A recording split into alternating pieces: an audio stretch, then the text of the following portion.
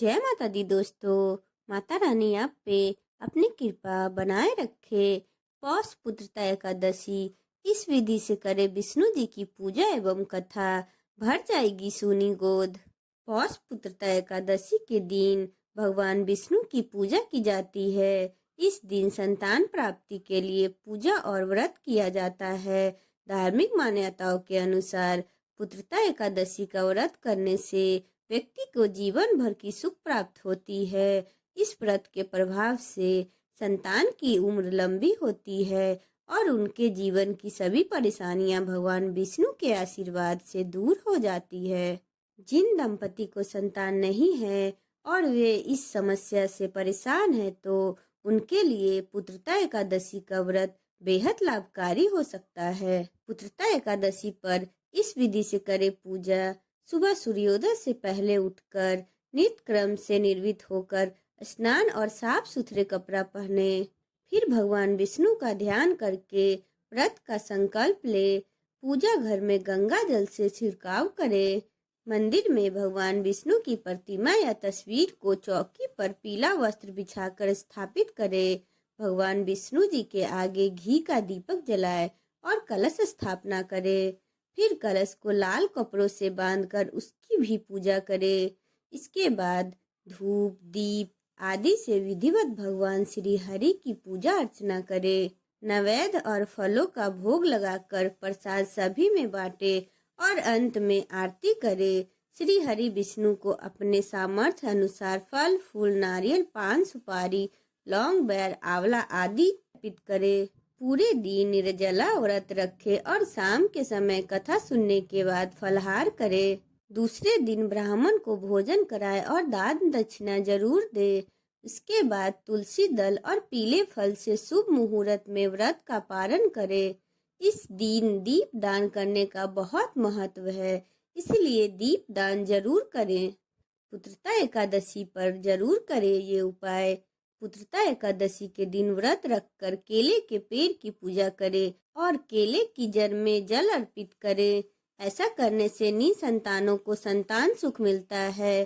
पुत्रता एकादशी का व्रत रखकर पूजा के समय संतान गोपाल मंत्र का जाप करना चाहिए। इस मंत्र के जाप से दंपतियों की मनोकामनाएं पूर्ण होती है और संतान की उम्र लंबी होती है। पौष पुत्रता एकादशी के दिन श्री विष्णु सहस्त्र स्तोत्र का पाठ करने से विवाह की मनोकामना पूरी होती है और साथ ही इसका पाठ करने से घर में धन धान सुख समृद्धि आती है। पुत्रता एकादशी व्रत कथा। द्वापर युग के आरंभ में महिष्मती नाम की एक नगरी थी, जिसमें महिषजीत नाम का एक राजा राज करता था। लेकिन पुत्रहीन होने के कारण राजा को राज सुखदायक नहीं लगता था। उसका मानना था कि जिसके संतान न हो उसके लिए यह लोक और परलोक दोनों ही दुखदायक होता है। पुत्र सुख की प्राप्ति के लिए राजा ने अनेक उपाय किए, परंतु राजा को पुत्र की प्राप्ति नहीं हुई। वृद्धावस्था आती देख राजा ने प्रजा के प्रतिनिधियों को बुलाया और कहा, हे प्रजाजनों, मेरे खजाने में अन्याय से उपार्जन किया हुआ धन नहीं है। न मैंने कभी किसी देवता और ब्राह्मणों का धन छीना है। किसी दूसरे की धरोहर भी मैंने नहीं ली है। प्रजा को पुत्र के समान पालता रहा। मैं अपराधियों को पुत्र तथा बांधवों की तरह दंड देता रहा। कभी किसी से घृणा नहीं की, सबको समान माना है। सज्जनों की सदा पूजा करता हूँ। इस प्रकार धर्म युक्त राज करते हुए भी मेरे पुत्र नहीं है, सो मैं अत्यंत दुखी पा रहा हूँ। इसका क्या कारण है? राजा महिषजीत की इस बात को विचारने के लिए मंत्री और प्रजा ने प्रतिनिधि वन को गए। वहां बड़े बड़े ऋषियों मुनि के दर्शन किए। राजा की उत्तम कामना की पूर्ति के लिए किसी श्रेष्ठ तपस्वी को देखते फिरते रहे। एक आश्रम में उन्हें एक अत्यंत वयोयुद्ध धर्म के ज्ञाता बड़े तपस्वी, परमात्मा में मन लगाए हुए, निराहार, सनातन धर्म के रूढ़ तत्वों को जानने वाले, समस्त शास्त्रों के ज्ञाता महात्मा लोमस मुनि को देखा, जिनका कल्प के व्यतीत होने पर एक रोम गिरता था। सबने जाकर ऋषि को प्रणाम किया। उन लोगों को देखकर मुनि ने पूछा, आप लोग यहाँ किस काम से आए हैं? निसंदेह मैं आप लोगों को हित करूंगा। मेरा जन्म केवल दूसरों के उपकार करने के लिए हुआ है, इसमें संदेह मत करो। लोमस ऋषि के ऐसा वचन सुनकर सब लोग बोले, हे महर्षि, आप हमारी बात जानने में ब्राह्मण से भी अधिक समर्थ है, अतः आप हमारे इस संदेह को दूर कीजिए। महिष्मतिपुरी का धर्मात्मा राजा महिषजीत प्रजा का पुत्र के समान पालन करता है, फिर भी वह पुत्रहीन होने के कारण बहुत ही दुखी है।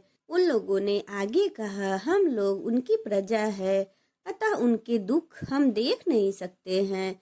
आपके दर्शन से हमें पूर्ण विश्वास है कि हमारा संकट अवश्य ही दूर हो जाएगा, क्योंकि महान पुरुषों के दर्शन मात्र से अनेक कष्ट दूर हो जाते हैं।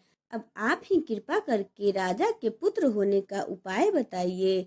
यह वार्ता सुनकर ऋषि ने थोड़ी देर के लिए नेत्र बंद किए और राजा के पूर्ण जन्म का वृत्तांत जानकर कहने लगे, यह राजा पूर्व जन्म में एक निर्धन वैश्य था। निर्धन वैश्य होने के कारण इसने कई बुरे कर्म किए हैं। यह एक गांव से दूसरे गांव जाकर व्यापार किया करता था। एक समय ज्येष्ठ मास के शुक्ल पक्ष की द्वादशी के दिन मध्य के समय यह बहुत भूखा और प्यासा था। एक जलाशय पर जाकर उसने जल पीने की इच्छा जताई। उसी स्थान पर एक तत्काल की ब्याही हुई प्यासी गौ जल पी रही थी। राजा ने उस प्यासी गाय को हटाकर और स्वयं वहां जल पीने लगे। इसीलिए राजा को यह दुख सहना पड़ा। एकादशी के दिन भूखा रहने से राजा को राज्य प्राप्त हुआ और प्यासी गौ को जल पीते हटाने के कारण पुत्र वियोग का दुख सहना पड़ रहा है।